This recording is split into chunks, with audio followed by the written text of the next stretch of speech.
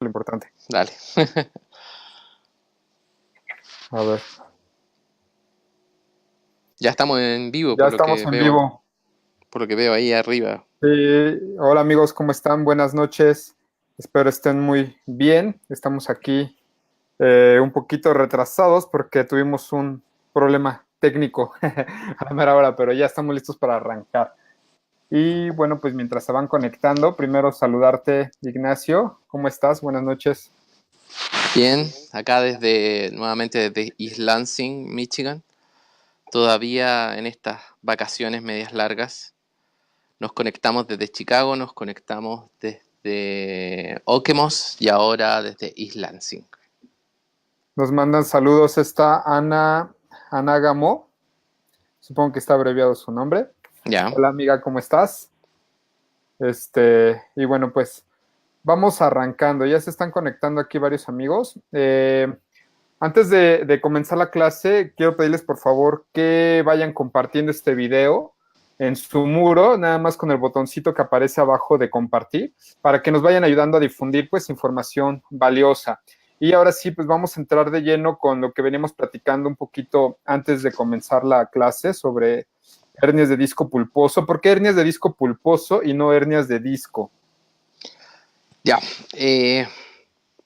Siempre que cuando yo era estudiante y me ponía a leer un libro, y que lo hago hasta el día de hoy, cuando me pongo a leer, es empezar no por lo técnico propiamente tal, sino por el problema semántico, o sea, por ir desmenuzando la palabra.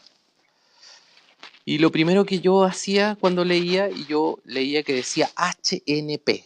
Siempre lo abrevian así en el lenguaje médico, se abrevia HNP y después venía L4, L5, por darte un ejemplo, o L5, S1. Y lo primero que hago con mis pacientes es decirle, bueno, veámoslo juntos, yo te explico lo que significa este lenguaje medio extraño, este lenguaje médico. Y HNP significa hernia del núcleo pulposo. Entonces la primera palabra que viene en incógnita es hernia. Y las hernias no solamente se dan en los discos intervertebrales, las hernias se dan en el abdomen, en lo que se conoce como las hernias inguinales o las hernias umbilicales.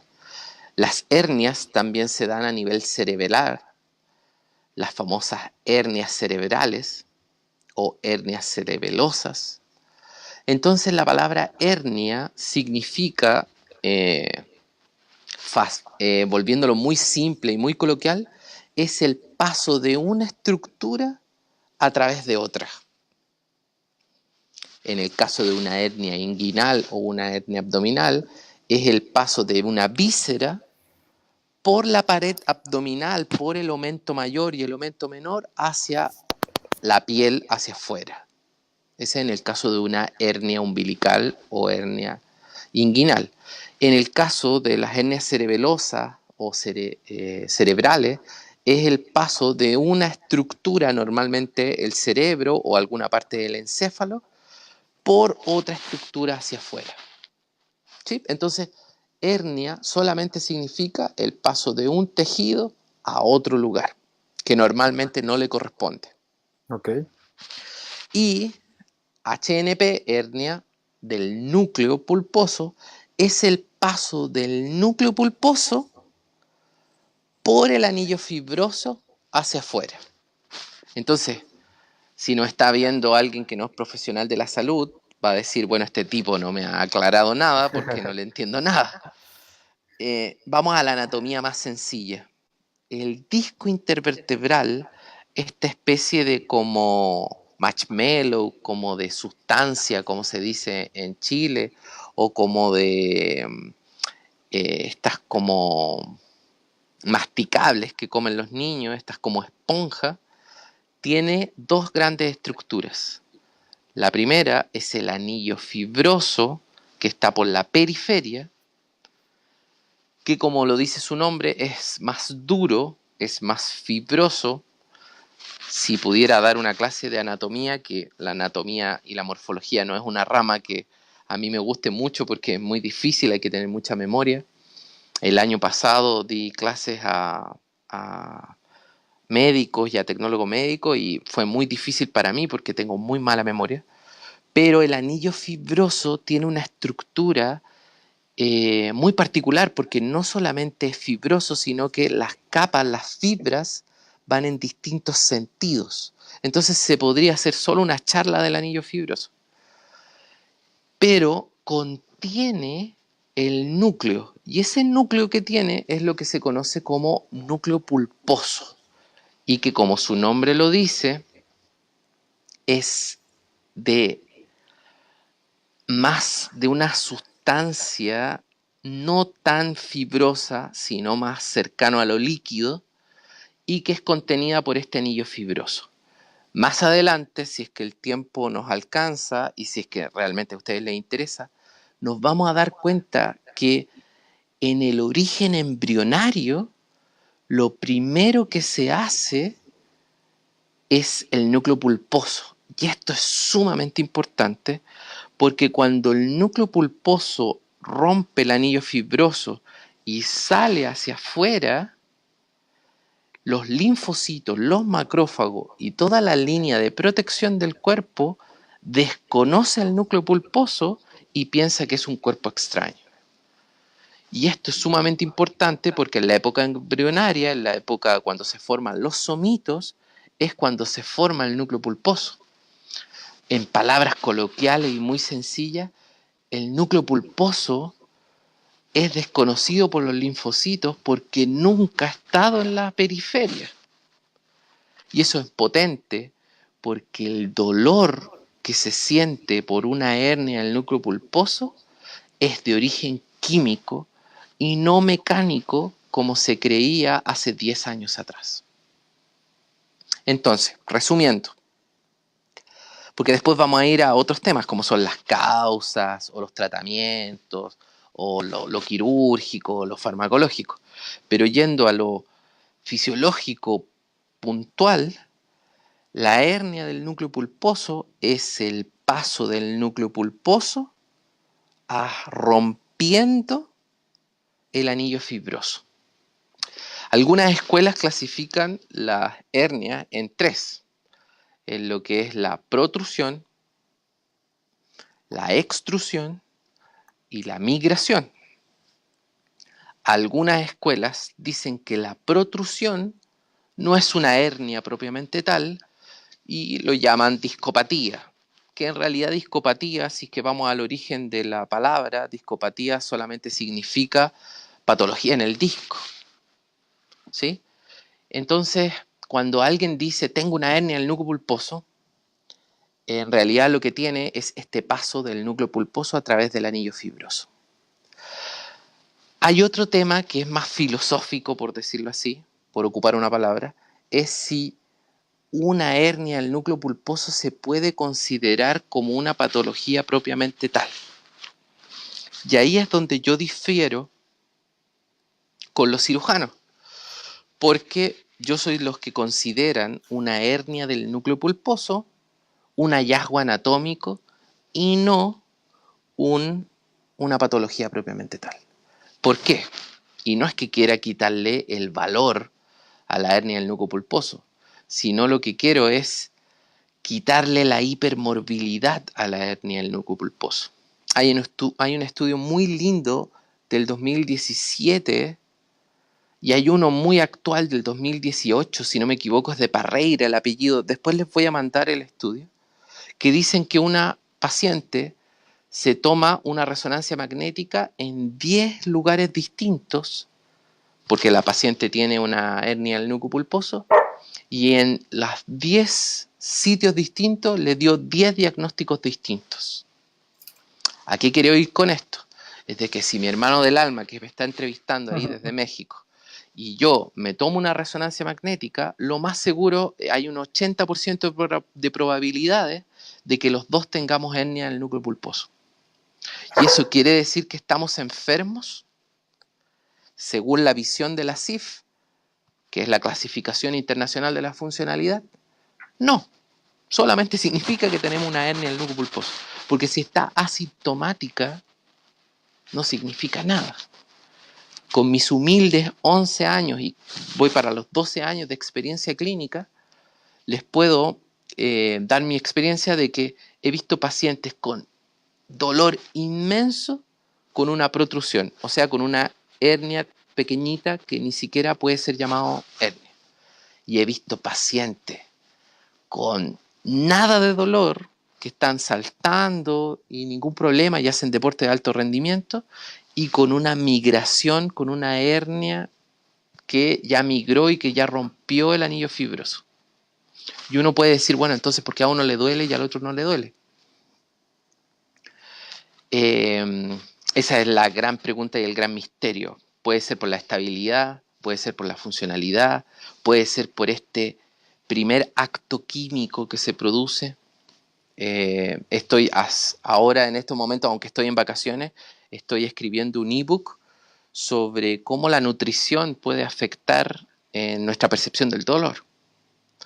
Y si más adelante hacemos otra charla, les puedo decir cuáles son los alimentos que producen más dolor o menos dolor. O sea, no es lo mismo que un obeso con una mala alimentación sedentario tenga una hernia en el núcleo pulposo a que un paciente que come muy bien y que hace ejercicio tenga una hernia en el núcleo pulposo.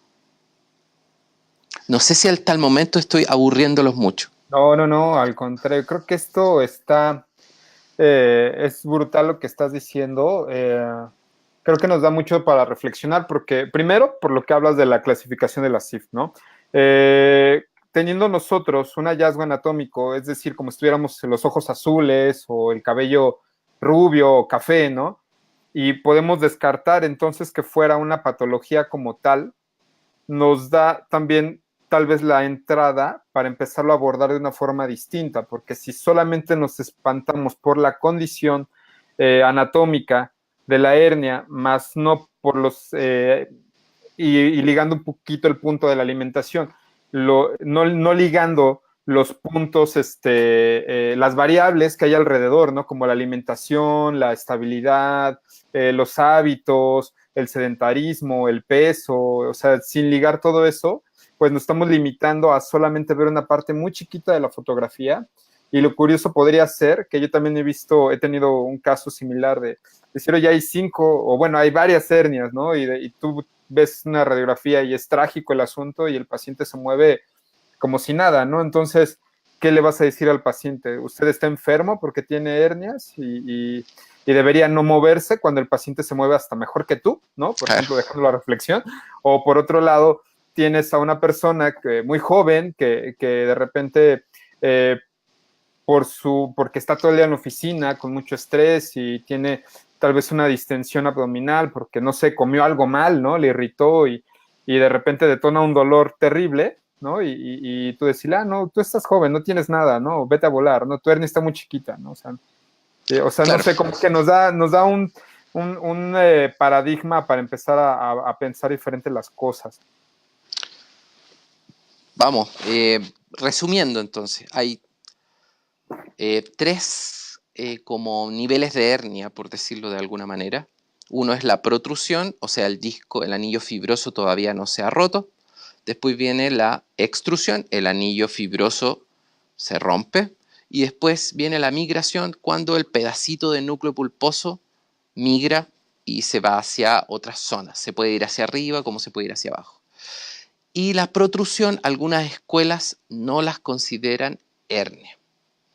Los que vieron la charla de dolor también se habrán dado cuenta que la Paint, la revista Paint, que es una de las revistas más importantes de dolor, o la Asociación Americana de Dolor, dice que el tamaño del dolor o la cuantía del dolor no está relacionado con la estructura. O sea, ¿qué quiere decir eso? De que porque yo tenga una hernia migrada no significa que me va a doler más y el que tiene una protrusión solamente le va a doler menos. ¿Sí? Muy bien. Eh, y lo que les quise decir al principio, que es lo que yo encuentro que es lo más interesante de este tema, es que el dolor que se produce por una hernia, muchachos, no se da por un estrés mecánico. Y esto es muy potente. El dolor se da por un problema químico, porque el núcleo pulposo tiene un origen embrionario distinto al resto de las estructuras. Por ende, los linfocitos y los macrófagos inflaman la zona al desconocer el núcleo pulposo. Así que voy a decir algo que es brutal, pero que es verdad. No se estresen haciendo tracciones ni Mackenzie en el primer momento del dolor, porque ese primer momento del dolor es netamente químico. Preocúpese más de la alimentación del paciente y de quitar la inflamación. Normalmente yo siempre le digo al paciente que se ponga un poco de frío y de que baje la ingesta de alimentos proinflamatorios. Normalmente le digo gluten, cafeína, que no fume, y eso va a ir disminuyendo. Como les digo, si quieren hacemos una charla más de, yo no soy nutricionista ni es mi especialidad, respeto mucho la labor de los nutricionistas y los nutriólogos, pero como mi labor es el dolor y es la columna vertebral, tengo que saber todas las aristas que influyen en ella. Obviamente, si el paciente es celíaco o es fenilcetonúrico, yo lo derivo con un nutriólogo o con un nutricionista. Pero es mi labor y es la labor de ustedes ser vector de salud. Así que, más que comenzar con Mackenzie o ejercicios, la primera etapa del dolor de una hernia es químico. Y obviamente nunca olvidar la arista psicosomática. Si el paciente está con un divorcio, si el paciente no tiene redes de apoyo, si el paciente no tiene el dinero ni siquiera para llegar a la clínica, obviamente que lo más importante es acotar esas aristas y no las de otra índole, sino ver sus redes de apoyo.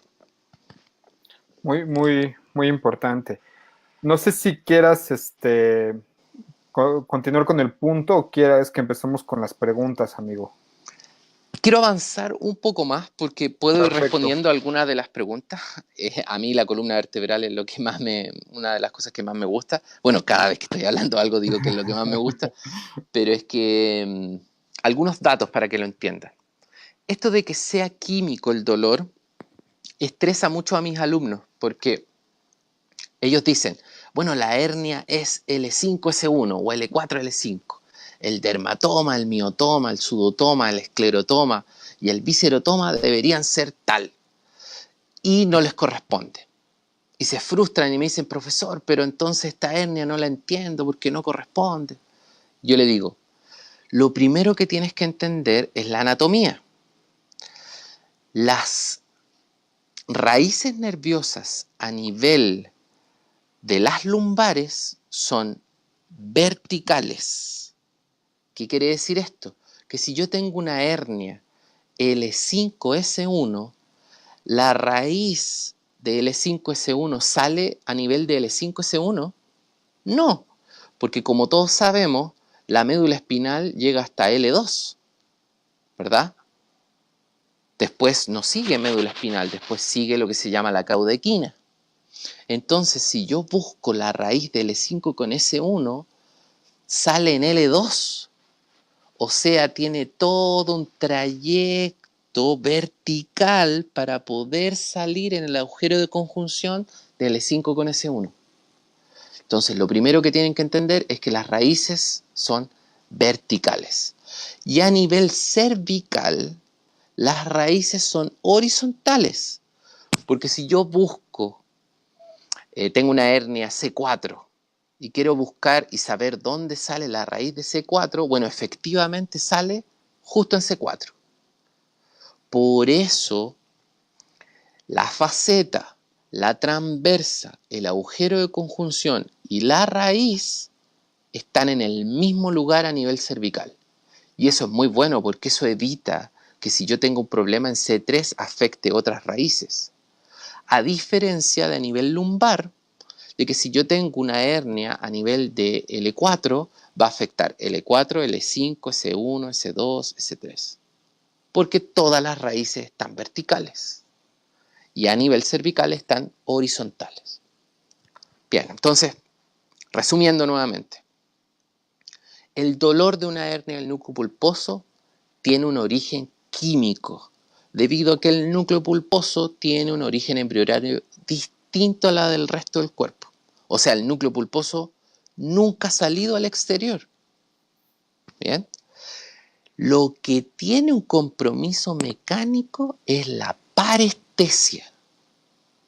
Entonces yo tengo que como clínico diferenciar el dolor de la parestesia. ¿Sí?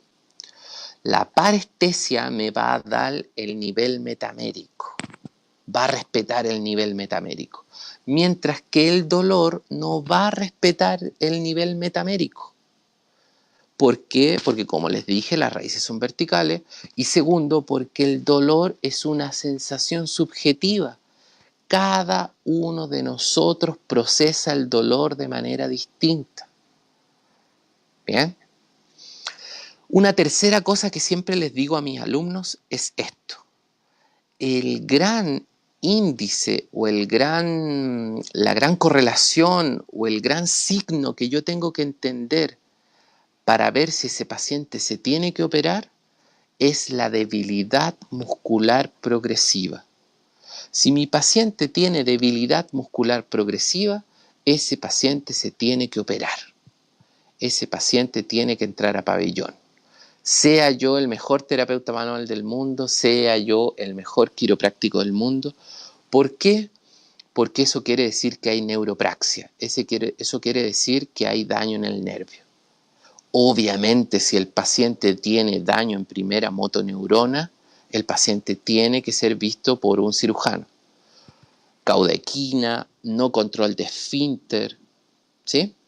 Entonces, en resumen, yo tengo un paciente y tiene dolor 10 de 10, se muere del dolor, voy en la sesión 4 y el paciente cada vez tiene más dolor.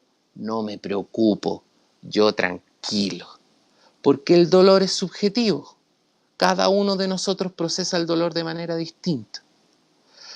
Pero al revés, si yo tengo un paciente que me dice, no, Ignacio, doctor, no tengo ningún dolor, estoy súper bien. El único problema es que no puedo mover mis dedos de los pies.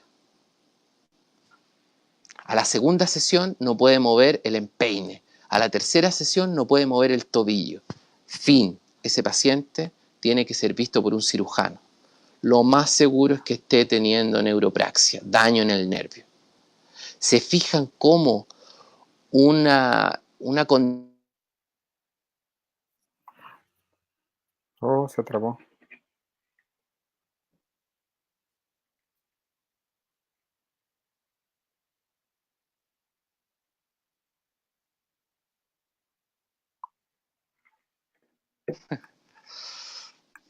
Ya, se trabó un poquito, amigo. Te quedaste en se fijan. Ah, ¿lo vuelvo a repetir? No hay Por problema. favor, por No hay favor. problema, no hay problema. Lo vuelvo a repetir. Si yo tengo un paciente con mucho dolor y ese dolor va aumentando, tienen que estar muy tranquilos porque normalmente el dolor tiene algo que se llama progresión natural del dolor. ¿Qué quiere decir esto? Que el dolor, uno, es subjetivo y dos, va a ir bajando mientras se barra este problema químico. ¿Sí? Pero, por otro lado, la indicación de cirugía es la pérdida de fuerza progresiva. ¿Qué quiere decir esto? Que si en la primera sesión el paciente me dice, sí, siento un poquito de hormigueo y no puedo mover mi dedo del pie, a la segunda sesión el paciente dice, definitivamente no siento mi dedo del pie y mi dedo no se puede mover, a la tercera sesión el paciente no puede mover el tobillo, a la cuarta sesión el paciente dice no puedo mover el tobillo y siento que ya no puedo mover la rodilla. Esa pérdida de fuerza progresiva es indicación inmediata de visita al cirujano. Por mucho que mi ego sea muy grande o que yo me sienta el mejor terapeuta manual o el mejor osteópata o el mejor quiropráctico, la pérdida de fuerza progresiva es signo de neuropraxia. Visita al cirujano. Lo mismo con un signo de primera motoneurona. Si el paciente tiene no control de esfínter, caudequina, disminución de los órganos genitales, ese paciente tiene que ser visto por un cirujano. ¿Sí? En resumen, el dolor no es un indicador para cirugía, pero sí la pérdida de fuerza progresiva.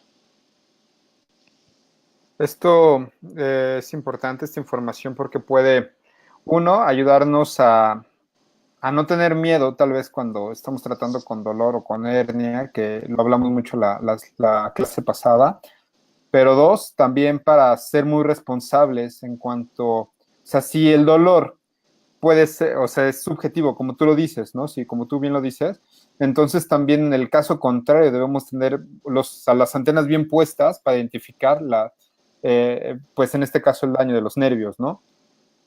Así La es. neuropraxia, ¿no? Lo primero que yo les aconsejo a mis estudiantes y a los clínicos es hacer una buena diferenciación neuroortopédica de sus pacientes. Reflejos, daño en primera motoneurona, sensibilidad y si tienen el tiempo, diferenciación de, de temperatura.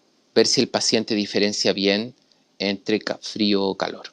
Después de eso, el tratamiento que usted más encuentre que es el indicado. Vamos a hablar obviamente de tratamiento, pero quiero responder algunas de las preguntas.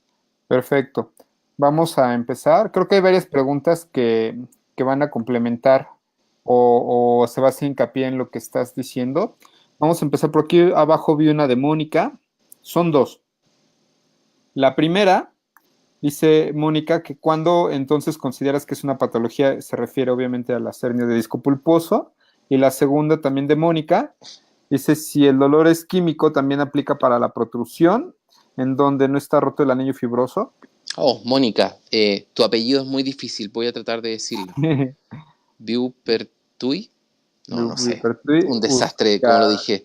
Mi, Uzcategui. bueno, no sé. Bueno, Mónica, cariños acá desde Michigan. Excelente pregunta. La primera era si... Que cuando se considera una patología. Ah, genial, genial.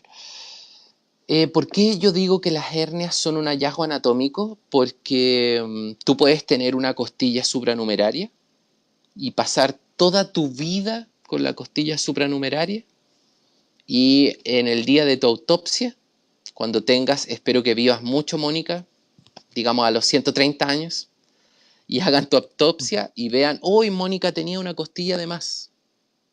Pero como era asintomática, a Mónica nunca le molestó, solamente fue una anécdota de que Mónica tenía una costilla supranumeraria.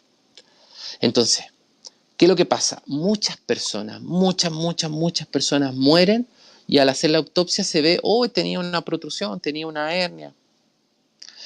¿Por qué sabemos esto? Porque en el 2015 se hizo un estudio muy lindo de unos alemanes, si no me equivoco, donde se puso en el diario, se buscan personas que no tengan ningún dolor en el cuello y que nunca hayan tenido ningún problema en el cuello, ni un accidente de tránsito, ni nada.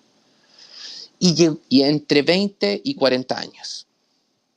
Y llegó mucha gente porque la indicación para este estudio era que no tuvieran ningún problema en la columna cervical.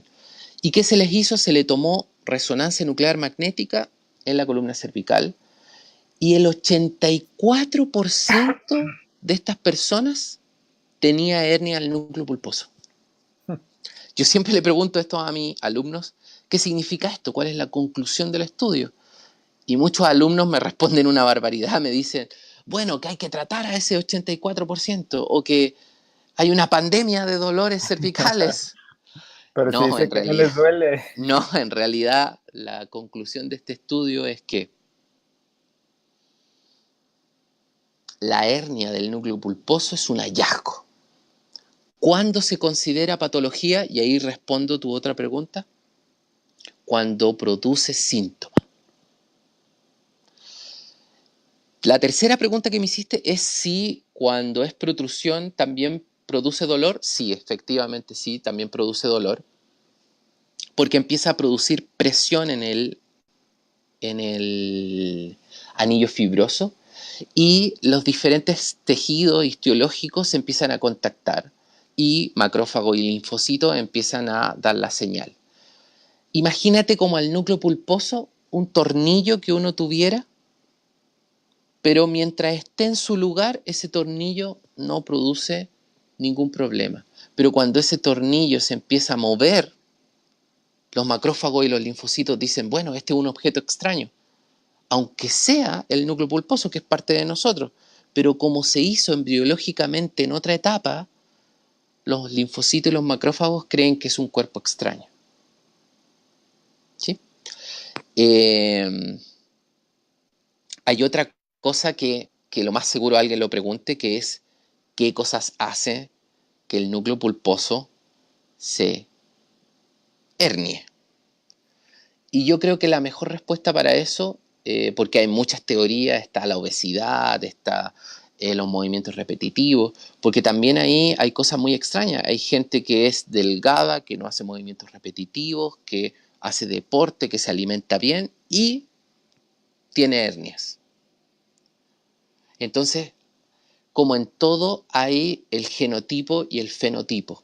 Hay gente que lamentablemente genéticamente tiene un disco, o disculpen, un anillo fibroso más débil que el resto de las personas y que tiene más facilidad o está más propenso a tener hernias. ¿Sí? Es como alguien que es más propenso a tener diabetes, podría ser. Uf, sí, sí, ese es un tema. Diabetes es un gran tema, un gran tema. Porque hoy en día con la diabetes nos pasa lo mismo que con la depresión, que antiguamente se hablaba de exógena y endógena. Hoy en día ni siquiera las nuevas postulaciones son que ni siquiera se tiene que llamar diabetes tipo 1 y tipo 2, porque hay niños que tienen diabetes tipo 2.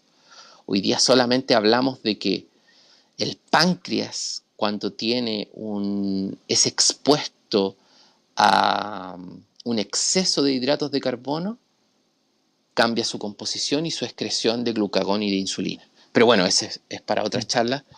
Y es para otro tema porque no es mi tema de expertise, aunque estoy estudiando mucho de ese tema, porque está muy ligado al dolor lumbar. Oh, ya nos tendrás que dar una clase después de ese tema. Tenemos aquí un comentario de Germán, lo voy a poner, nos pregunta y después tengo otra pregunta más arriba de Dulce. Nada más para no dejarlo pasar, dice, las hernias son muy comunes en estudios post-mortem, se encontró que tenía hernias y que nunca dio molestias, lo que, muy bien, lo que Gracias, también Germán. Sí, eso un poquito reafirma lo que estoy lo diciendo. que dice. Y que en su experiencia no ha encontrado el sobrepeso como condicionante para una lumbalgia. No, ni siquiera ciertas posturas. Hay varias cosas que se han ido desmitificando, aunque yo me considero como buen quiropráctico muy mecanicista, soy muy vitalista también. Y hay que tener mucho ojo con dar por hecho ciertas cosas que no tienen la evidencia suficiente, como las posturas, como la obesidad, como los movimientos repetitivos. Hay gente que trabaja toda su vida haciendo movimientos repetitivos y no tiene ninguna hernia. Yo creo que es el conjunto de factores genotípicos y fenotípicos los que conllevan a una hernia del núcleo pulposo. Lo que sí yo tengo claro es que las licencias médicas y las ausencias laborales, la hernia del núcleo pulposo y el dolor lumbar en general es lo que más produce ausencias laborales. Ok, entonces hay un campo de trabajo enorme, en pocas palabras. Sí, claro. Bien, tenemos dos preguntas, bueno, creo que más, pero empezamos con Dulce María Guerra, un abrazo y un beso, amiga. Ella es una querida amiga de México, fisioterapeuta muy Oh, buena, de hace cariños, muchos, muchos, Dulce. muchos años. Qué buen nombre, Dulce. Ella dice, ¿crees que es cierto que influye la fuerza del core? Eh, uh, un poquito lo que estaba hablando. Eh, las maniobras de Valsalva, y aquí entra un poco en la física, y los que son ingenieros o los que les gusta más la física me podrán ayudar, influyen mucho en la fuerza que se realiza, sobre todo en los trabajadores que generan mucha fuerza al levantar peso o al hacer carga. Y estuvo muy de moda en los años 80 y en los años 90 el usar esta faja abdominal porque mejoraba la maniobra de Valsalva y mejoraban las presiones que se generaban a nivel del core. Pero después se supo que en realidad esta faja no servía para nada porque en realidad lo que generaba era la pérdida de fuerza de la musculatura abdominal porque reemplazaba los abdominales. Hoy en día se dice que hay que utilizarla cuando uno hace la fuerza, pero después de hacer la fuerza, soltar la faja para que el core trabaje de manera más natural. Yo creo que el core es muy importante, pero sobre todo más que el transverso del abdomen y más que los abdominales, yo creo que el piso pélvico es muy importante. Eh, el piso pélvico, yo no conozco estudios que relacionen piso pélvico con la hernia del núcleo pulposo, pero sí puedo verlo en la funcionalidad y en la flexibilidad, que son eh, parámetros más importantes que la fuerza, porque ojo, la fuerza es un vector. Yo creo que está mal dicho fuerza muscular, porque el músculo va a generar la dirección y el vector dependiendo de la funcionalidad, dependiendo del movimiento que genere el paciente. A mí me interesa mucho más, como lo hablamos creo que en la charla de vendaje elástico, me interesa mucho más la kinesiofobia. Eso me interesa mucho más y vuelvo a recalcar la kinesiofobia y vuelvo a recalcar el aporte del vendaje elástico porque lo que generan estas alternativas son una cosa más importante que si tengo buen piso pélvico o mal piso pélvico. Generan que el paciente pierda el miedo al movimiento. A la larga lo que nosotros queremos es que el paciente se pueda mover. Claro. Y nada más quiero hacer un paréntesis. El vendaje elástico, visto con una función aplicando vectores y no tanto viéndolo como una especie de activación muscular, ¿no? Hablamos Ah, mucho en la clase pasada de vendaje elástico. Si quieren, si alguien la quiere visualizar de nuevo, mándenme un mensajito y les comparto el video, porque se habló la diferencia entre hablar de lo que se conoce como kinesiotape y el vendaje elástico y su potencial visto de otra forma de pensamiento, ¿no? no, y conozcámonos en la certificación y podamos Claro, discutir ahí claro, en un café, en la misma certificación, en el coffee break, discutamos nuestras visiones, porque me imagino que alguien que trabaja hipopresivos o trabaja el core o trabaja pilates, me diría, no, estás loco, lo más importante es el core. Y otro que sea más mecanicista, un osteópata, un quiropráctico, me diga, no, lo importante son las vértebras. claro, y a lo Entonces mejor veámonos, conozcámonos. sí, en noviembre vamos a estar para los que quieran hacer un meetup y hablemos y debatamos en vivo. Va a estar muy bueno. Vamos a tener formación con Ignacio de vendaje elástico, de kinematic taping, pero vamos a hablar de eso un poquito más adelante. Quiero Sí, platicarles de sigamos eso con las con la preguntas. clase. Antes de continuar con las preguntas, ahorita voy con Magdalena y luego con Luis Sánchez. Quiero pedirles de favor que en este momento me ayuden a compartir este video. Seguramente tendrá algún amigo o algún colega que esta información le pueda servir, ya sea que sea un conocimiento que pueda adquirir o que sea un conocimiento que pueda llevarlo a debatir con el que ya tiene y pues siempre generar mejores líneas de pensamiento para mejorar pues la profesión de todos los que estamos aquí, ¿no? Tanto Así es. entrenadores, quiroprácticos, fisioterapeutas, osteópatas, médicos, ¿no? Que hoy nos están visitando. Claro, claro. Magdalena, un saludo también a Magdalena, alumna nuestra de Kinematic Taping. Y se tiene que ver el estrés muscular para que se produzca una hernia. Uf, estrés muscular, qué juego de palabras más potente. Lo voy a tratar de disociar un poco. Hoy día, para los que me siguen en el Facebook de mi clínica, puse el 5% de las enfermedades se dan por la genética, el 95% de las enfermedades se da por el estrés. Cuando hablamos de estrés, a veces uno dice y llega a la casa y uno dice, oh, estoy estresado. por decir estoy cansado, pero en realidad el estrés hoy en día se entiende como una patología propiamente tal. El estrés es el exceso de secreción de catecolaminas, de hormonas, de lo que Bruce Lipton y lo que muchos fisiólogos hablan de la sensación de huida. Hay dos sistemas autónomos, el sistema simpático y el sistema parasimpático. El sistema parasimpático es cuando yo me voy a dormir y me tengo que relajar, o cuando voy a orinar, o cuando voy a defecar y necesito estar relajado. Y el sistema nervioso simpático es el de huida, cuando yo necesito correr, cuando estoy haciendo un deporte, cuando se me fue el bus y tengo que tomarlo, cuando ojalá nunca me suceda, me asalten y tengo que correr para huir. Este sistema era muy antiguo de la época en que teníamos que huir de nuestros depredadores. Entonces, imagínense a alguien que tiene que dormir y el sistema simpático está totalmente activo. Está secretando catecolaminas, está secretando noripinefrina, epinefrina, adrenalina, y el tipo no se puede dormir porque está con el estrés de las deudas, del problema con su esposa, del amante que tiene. Oh, se trabó en el amante, todo por haber mencionado amante. Bien, vamos a esperar unos segunditos en lo que se vuelve a reconectar. Denme un segundito.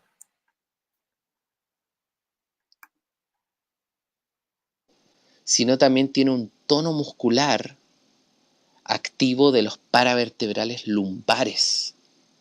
Y eso genera compresión en el disco. Amigo, Se se quedó trabó en el amante. en el amante, qué En el chistoso. amante, se quedó en el Bien, en el amante, ahí amante justo. ya. Bueno, el tipo está pensando en el amante, en le chocaron el carro, en las deudas que tiene, y eso mantiene el sistema nervioso simpático activo. Él no se va a poder dormir jamás si está con el sistema simpático activo. Él va a mantener un tono muscular hiperactivo. Y ese tono muscular hiperactivo no solamente va a ser cuando uno bruxa, que es la charla que, si no me equivoco, la segunda charla que dimos, los masséteros, los temporales, los flexores profundos de cuello, sino también va a tener un aumento del tono a nivel de los paravertebrales. Y eso va a generar aumento de la presión entre los discos, disminución de las curvaturas y un sinfín de cosas que van a producir dolor.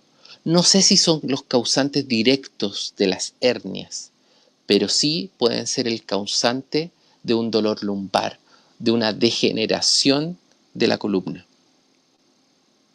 ¿Sí? Ok, muy, muy, muy bien contestado, amigo. Vamos a continuar con la siguiente pregunta y no sé si después quieres o quieres que sigamos con el tema. Quiero solo responderle una cosa más a Magdalena que se me quedó en Ok, el tintero, que es más que el estrés muscular o el aumento de tono muscular, tienes que estar muy atenta a lo que nosotros vemos mucho en la resonancia magnética, que es el indicador de grasa, que es el CADER. CADER tipo 1, CADER tipo 2, CADER tipo 3, que es cuánta grasa tiene el paciente en vez de musculatura. Y eso está ligado más que con el estrés muscular, con el sedentarismo. Un paciente sedentario disminuye su cantidad de masa muscular y es reemplazada por grasa. Y como la grasa no es contráctil, ese paciente tiene inestabilidad a nivel lumbar, disminución del core y va a ser más difícil rehabilitarlo porque ese paciente, y volvemos a lo mismo de la kinesiofobia, ese paciente no solamente tiene miedo a moverse porque le va a producir dolor, sino también no sabe cómo moverse, que es peor. esto es un tema brutal y de mucha controversia, porque ahora se ha puesto de moda el... Yo sé que a lo mejor el marketing ha abusado en decirnos que solamente la gente ultra delgada es saludable o bella, ¿no? Pero ahorita hay una moda de hacer lo opuesto, ¿no? Decir, no, pues tú, como sea tu cuerpo, eres bello, ¿no? Y sí, bueno, tal vez sí como persona, pero pensar un poquito más en la salud, el sobrepeso, sea cual sea su manifestación, no es sinónimo de salud, ¿no? A Es ver, un indicador importante, ¿no? sí, sí, mira, Sin querer ser, o sea, siendo cuidadoso un poco de no. sí.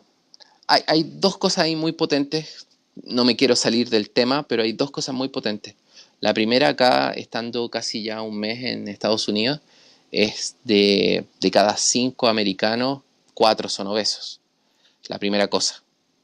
Nadie en su sano juicio puede justificar la obesidad, éticamente y fisiológicamente. ¿Ya? Lo podemos discutir si quieren, nos podemos hacer unas charlas sobre el tema. Y el segundo tema es los estándares de belleza, que esa es otra cosa. Eso es Claro, otra cosa. Los estándares de belleza son totalmente distintos. No todos podemos ser iguales, de pelo rubio o negro o con, no sé cómo le dirán ustedes a los músculos abdominales, o con bíceps. No, eso es otra cosa, eso es el estándar de belleza. Y ahí yo estoy completamente de acuerdo. Los estándares de belleza no todos podemos ser como la muñeca Barbie, porque claro. no es real, porque eso no es así. Y Pero tampoco es sí, sinónimo de salud. pero tampoco, Ujú.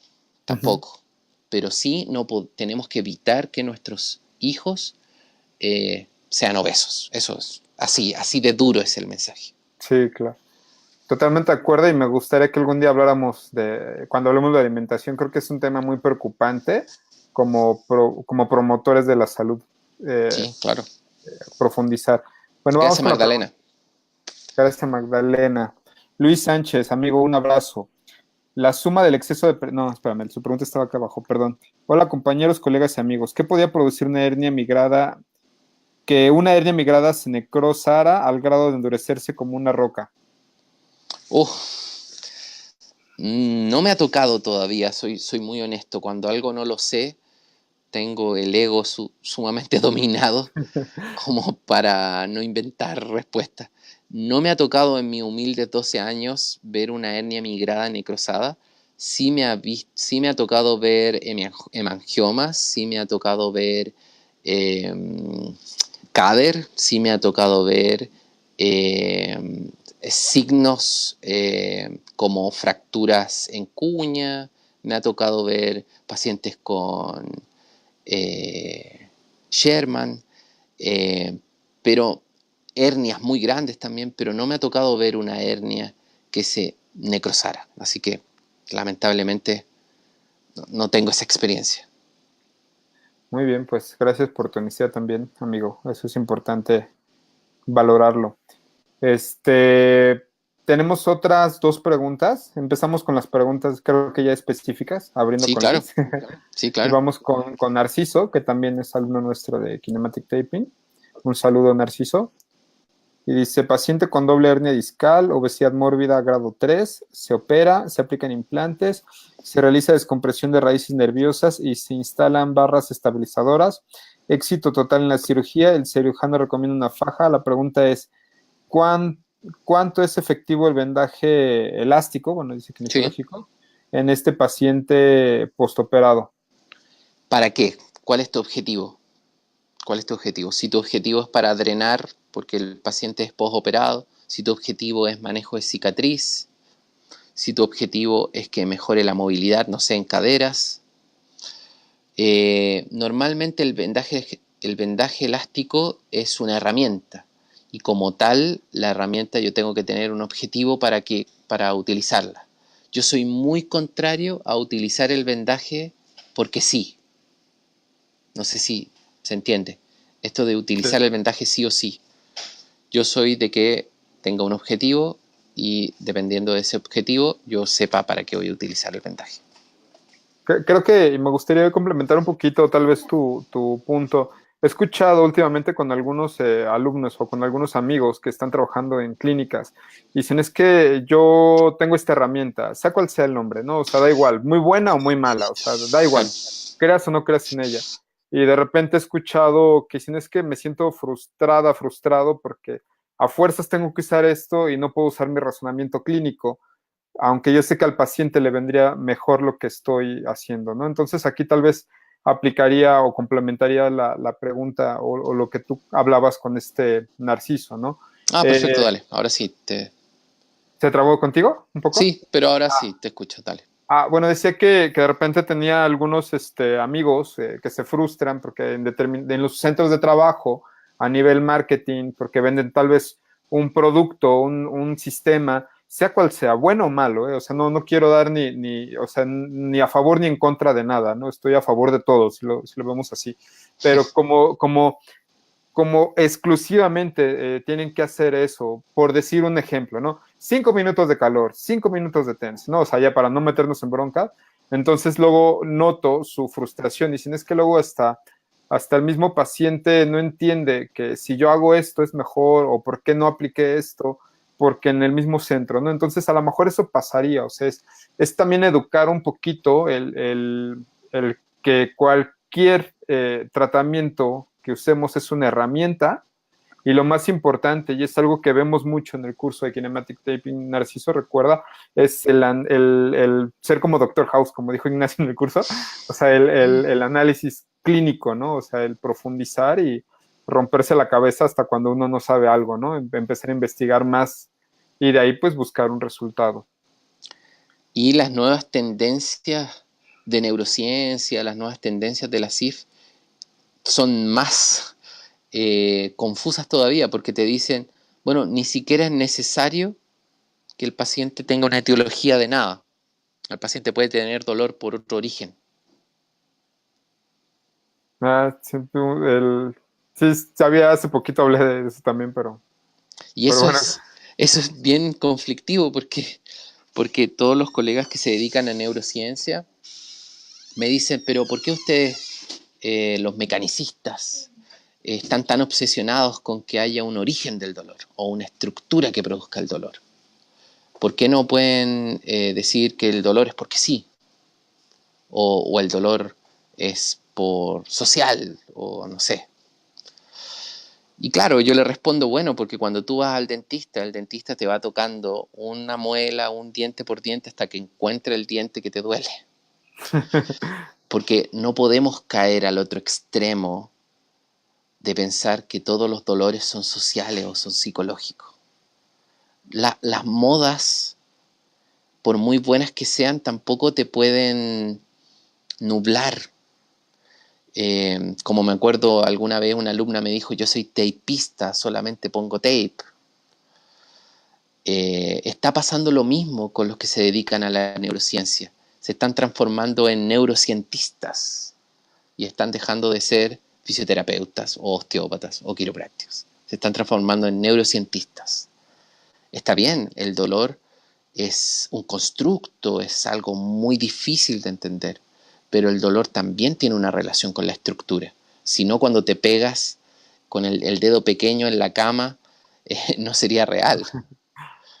¿Sí? Si no, uno no tomaría, no sé, pastillas para la diarrea, no sé. Hay que tratar de no nublarse con las modas.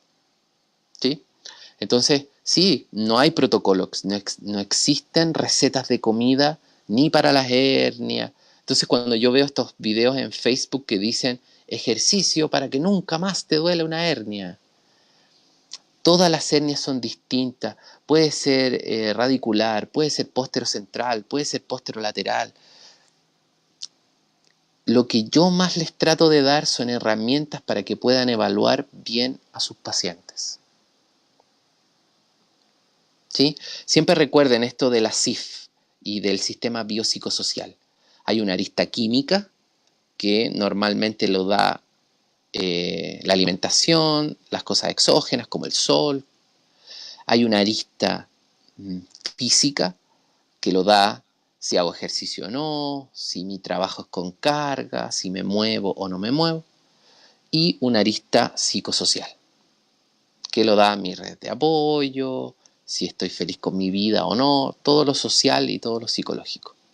No puedo ser ni solo una, no puedo ser ni solo alimentación y dejar el resto de lado, no puedo ser solo ejercicio y dejar las otras dos de lado, ni puedo ser solo educación del dolor y neurociencia y dejar las otras dos cosas de lado. ¿sí? Muy bien. Pues tenemos una pregunta más.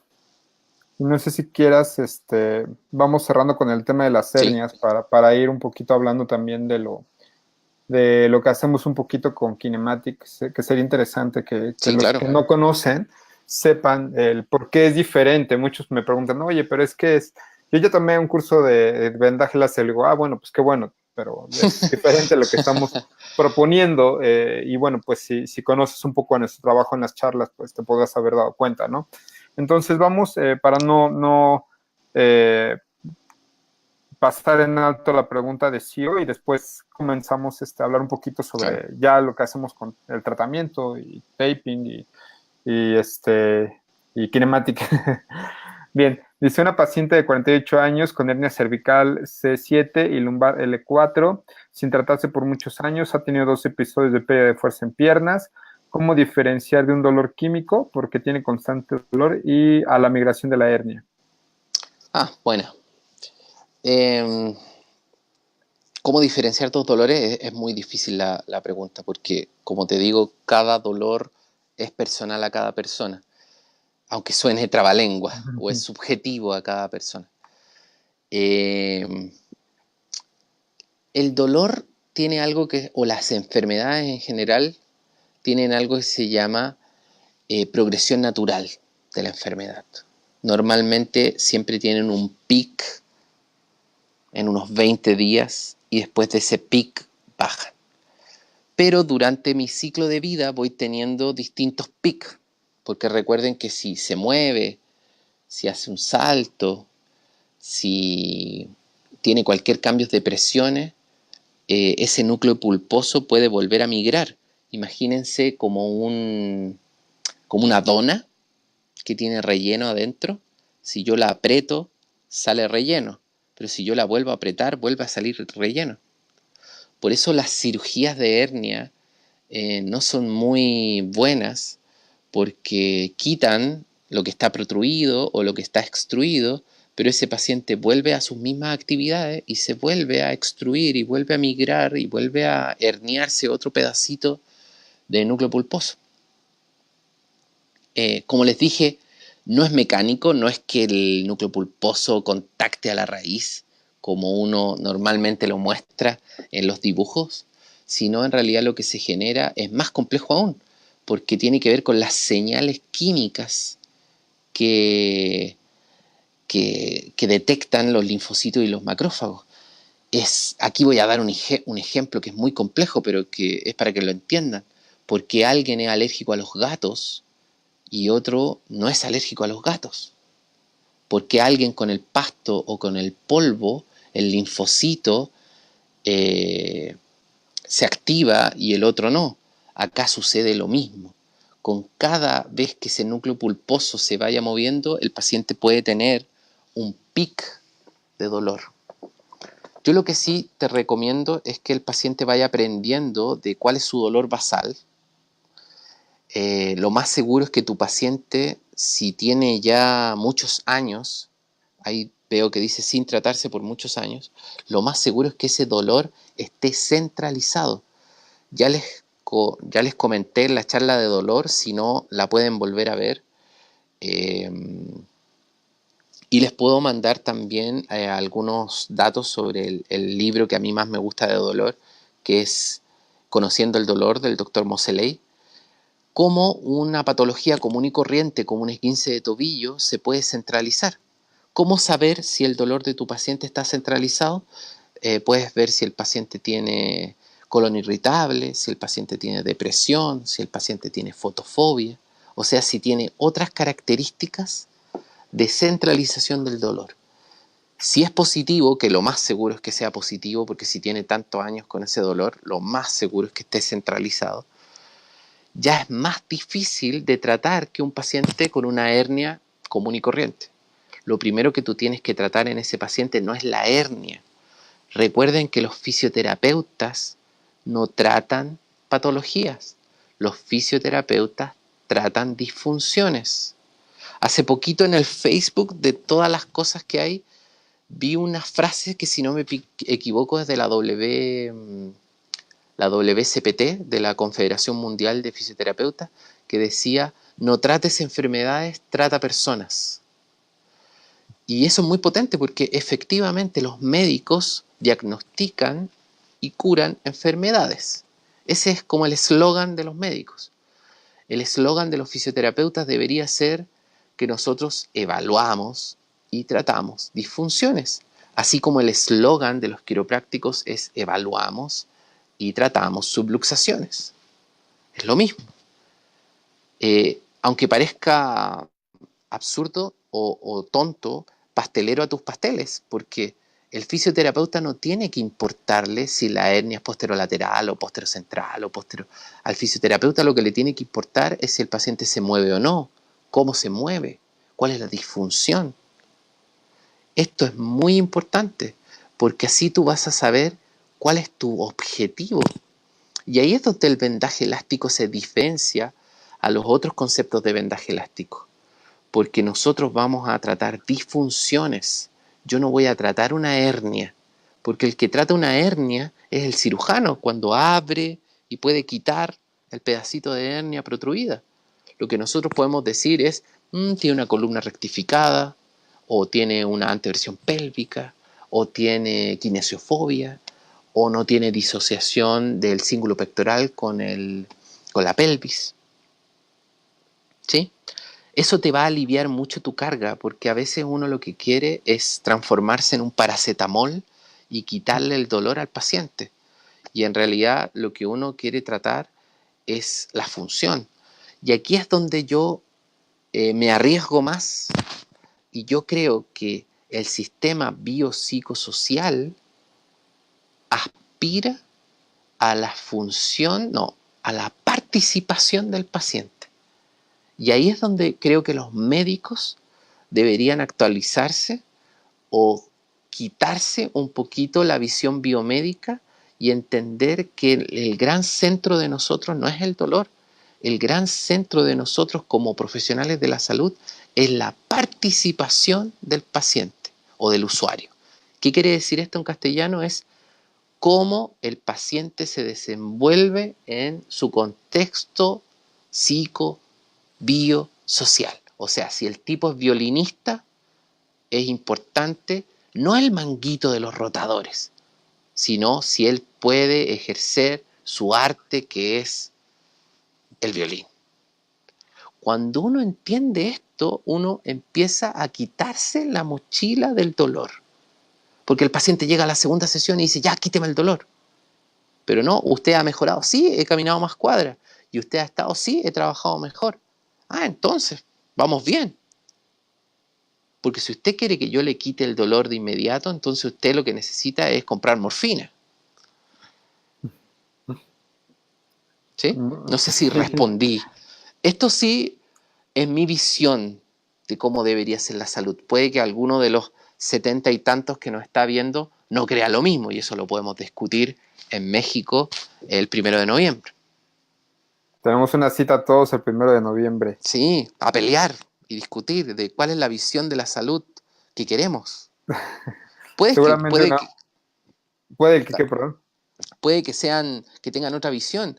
Yo soy, y puede que aquí se burlen un poco o no estén tan de acuerdo, pero yo creo que mi visión es que el sistema biopsicosocial tiene que ir mutando a un sistema más biopsicosocio-espiritual. Yo creo que en unos 20 años más también va a valer en qué cree el paciente. Bueno, hay autores como Diane Lee que también meten la parte emocional como una de las directrices a tratar, no solamente musculoesquelético. Entonces, probablemente en algunos años también se empiece a considerar pues más cosas, ¿no? Como bien estás diciendo. Sí, claro. Oye, Ignacio, me gustaría, tenemos varias preguntas, amigos, y créanme que me gustaría que pudiéramos contestar todas. Sin embargo, ahorita estamos con el tiempo ya un poco limitado, llevamos 1 hora de transmisión, les agradezco mucho a todos los que estamos aquí y todavía tenemos algunas cosas que seguir hablando de esta clase. Entonces, primero que nada, recordarte. Podríamos hacer una segunda parte, no sé. Exacto, creo que podríamos guardar las preguntas que están aquí para hacer una segunda parte, donde sean más preguntas y respuestas. y todos los que están aquí nos ayuden a compartir este video y para que retomamos. Hablo también de Nancy Hernández, que hay pregunta por ahí, Germán, Magdalena otra vez. Entonces, dicho eso, les quisiera platicar un poco que ahora vamos a tener a Ignacio en noviembre, va a estar con nosotros. La verdad, chicos, esto es muy padre porque podemos compartir la experiencia tanto del ponente como del razonamiento de cada uno de ustedes en las formaciones que tenemos. Tenemos la formación de Kinematic Taping, particularmente es una de las herramientas que más me ha funcionado. Y como alguna vez dijo Ignacio, no tanto porque me la pase poniendo tapes, sí, en la clínica ahí, o donde trabajo, ¿no? Por no llamarme clínica, porque también ya no me gusta decirle clínica, sino centro o Sí, suena estudio. muy biomédico, ¿verdad? Sí, sí, sí, o sea, realmente por muchas razones que podemos también compartir en un café después, pero cuando nos acercamos con las personas, lo más importante es que buscamos esta tendencia en la que estamos trabajando con Ignacio, ¿no? De mejorar los aspectos biosociales, ¿no? Psicosociales, que las personas hagan lo que quieren hacer, si hacen Spartan, que vayan al Spartan. Entonces, el trabajo del tape, de kinematic taping, lo que más nos ha ayudado, por experiencia personal, les puedo contar un poquito, es para mejorar el abordaje y el razonamiento. Y posteriormente, ya sea aplicar algo que ya sabíamos aplicar o aplicar el vendaje como un reforzamiento del tratamiento, potenciar, ¿no? Entonces, por eso les recomiendo mucho la formación que vamos a tener. Hemos compartido con mucho cariño estas clases, abusando de que Ignacio, y le agradezco, el pónganle un aplauso por ahí en el Facebook, porque está en sus vacaciones y se ha dado el tiempo ya en 3 ocasiones donde está en vacaciones para compartir con nosotros su experiencia, su conocimiento, que como pueden ver es vasto. Entonces, ahora lo vamos a tener una formación el 1, 2, 3 y 4 de noviembre. También, si están interesados en que les mandemos las demás masterclass, que les mandemos el paper del que hablamos hace ratito, que les mandemos información, no sean malos, mándenos un mensaje directo a la página de Kinematic para que yo pueda mandar el día de mañana pues todo lo que hemos estado platicando, el paper que hablamos hace ratito, hablar las clases pasadas y ustedes puedan pues tener este conocimiento. Y también, pues antes de regresar con Ignacio y para ir dándole cierre a esta clase con los últimos temas, pues invitarlos a que compartan y compartan y compartan mucho este video. Recuerda que el conocimiento, y son palabras que tuyas, te las copié, ya te las volé. El conocimiento es como el agua, ¿no? Si se estanca se echa a perder, pero si fluye, pues llega para todos y hace que los campos reverderezcan, ¿no? Entonces, pues hagamos eso. No sé si nos quieras comentar un poquito más o ya vamos cerrando, Ignacio, quedas con el micrófono tú. Bueno, muchos saludos a todos allá, en todos lados, me imagino que están de Chile, de Perú, de México, de Ecuador, Colombia. Estoy muy contento que vamos a estar luego en noviembre. Nada, decirles que es un poco arriesgado decir voy a dar una clase de hernia, porque es un tema muy complicado, un tema que se puede abordar por muchas aristas anatómicas, fisiológicas, sociales, de neurociencia, biomecánica, pero trato de darles mi humilde experiencia, mi poca experiencia, y mostrarles realmente que no existen protocolos, no existen recetas de comida, pero lo que sí tenemos que volver es a entender, uno, que atendemos personas, no atendemos ni imágenes, ni resonancias, ni patologías, ni hernias, y dos, que nuestro gran objetivo es que ellos vuelvan a su participación, a sus actividades. ¿Sí? Lo espero, nos vemos en noviembre en México y espero que repitamos esta charla. No sé si podemos hacer una segunda parte o vemos la de nutrición. Voy a estar recién llegado a Chile, así que yo creo que nos coordinamos. No creo que sea un martes, pero puede ser un jueves. Podemos irla agendando y a lo mejor que nos vayan ustedes votando qué es lo que quieren ver, ¿no? Si quieren ver una segunda parte de hernias para responder. Estoy anotando las preguntas de todos. Alexander también, Pinilla, un abrazo para ti. Estoy anotando las preguntas que se quedaron en el tintero. De paso, les comparto la página de Kinematic Taping México, es ktemexico.com. Ahí vienen todos los informes de la formación, vienen quién es Ignacio, quién es John Lackendud, y hasta el final viene un botón para que me puedan mandar un WhatsApp directo a mi línea y pues poder hablar. Recuerda que traemos el curso 1 y el curso 2 y además el lanzamiento del libro Vendaje Elástico en Latinoamérica, bueno, especialmente en México.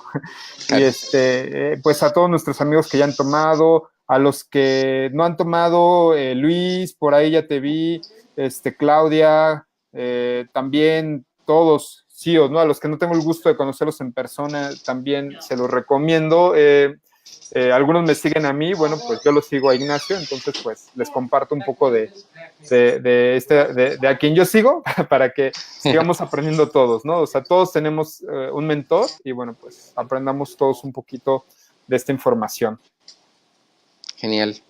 Nos vemos. Que esté muy bien. Saludos a todos. Saludos a todos, bendiciones y váyanse a ver Netflix y a descansar un rato. Chao. Recuerden en la página, amigos, ya me despido. Mientras voy cerrando esto, recuerden catemexico.com. Ahí vienen todos los informes y si tienen más dudas, hasta el final viene un botón para que me puedas mandar un WhatsApp si lo ves desde tu celular, si lo ves desde Facebook, bueno, desde la página, desde el navegador, pues igual mándame un mensaje directo aquí en Kinematic Taping México y trataré de responderte lo más pronto posible. Saludos a todos, gracias. Te pido otra vez de favor que compartas este video, que nos ayudes a compartirlo también en los grupos de Facebook de fisioterapia. Hay veces que yo lo he compartido en los grupos de fisioterapia, pero luego no me aceptan. En algunos sí, pero en otros no, porque piensan que es publicidad nada más. Y bueno, pues sí, todos queremos vender un curso tal vez, pero más que vender un curso, en esta intención de las masterclass es difundir conocimiento muy valioso, como te has dado cuenta, que nos puede ayudar a todos a crecer. Te mando un abrazo, bendiciones, besos, abrazos para todos y nos vemos. Germán, Nancy, Alma, Zuleika, amiga, un beso y un abrazo para ti también. Y Luis, Dulce María, muchos cariños. Y para todos los que están, los 30 y tantos, 70 y tantos que estuvimos por aquí. Nos vemos pronto.